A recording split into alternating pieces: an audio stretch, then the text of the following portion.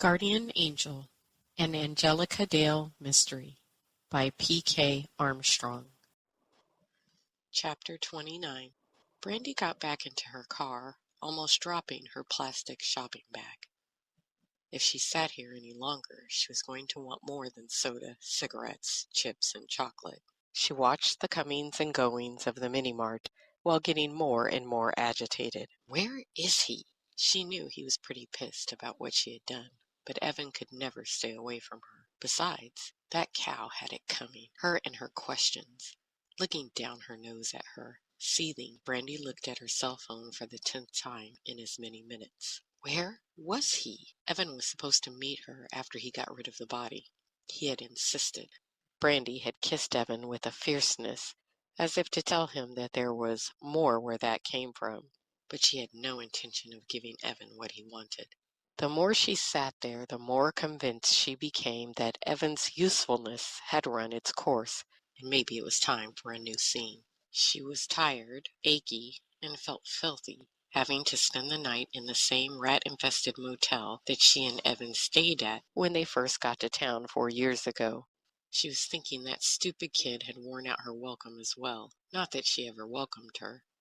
Brandy beat out a tat-tat-tat with her finger on the steering wheel. She reached down and turned on the radio, but after a few strains of 80s rock, she quickly turned it off again. As usual, she blamed everyone else for her predicament. She opened another bag of chips and cursed Evan, Violet, Angel, Roland, and her parents.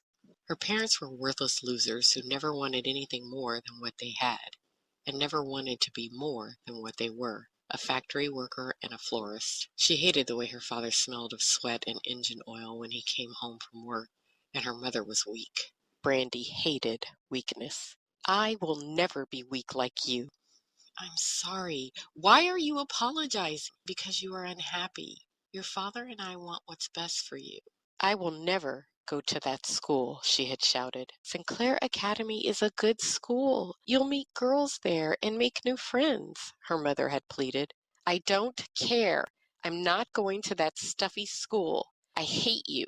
She had refused to go to Sinclair Academy because she didn't want to be around a bunch of stuck-up girls. What was she going to do with a bunch of girls? What was she going to do with a bunch of girls? The only reason she allowed Violet to attend was because she had received a stipend of $750 a month for Violet's needs, including uniforms, which she promptly found cheap knockoffs for $250 and pocketed the rest for herself. She left the following weekend with her boyfriend at the time, Joe Hawkins. Joe was a clumsy boy who blindly followed her around, before, during, and after school, doing whatever she told him to do.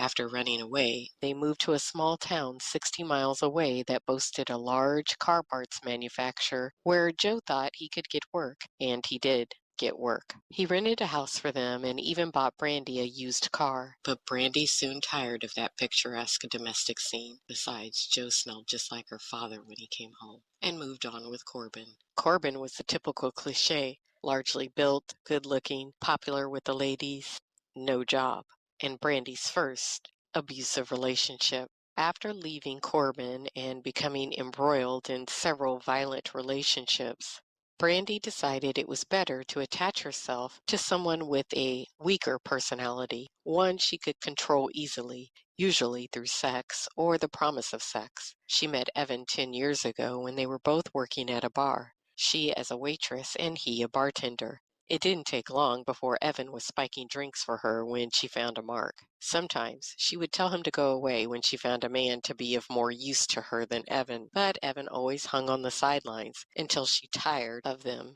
and he could come back into her life. Brandy stared out the window. She had used plenty of men over the years, and she could find someone new. She didn't need Evan. The phone rang and Brandy checked the caller ID. Sinclair Academy. She could go pick up the brat and then leave town. Suddenly, she stopped the tapping on her steering wheel. She made her decision. She swiped left to ignore the call, tossed her bag of chips to the floor, started the car, and drove out of the parking lot.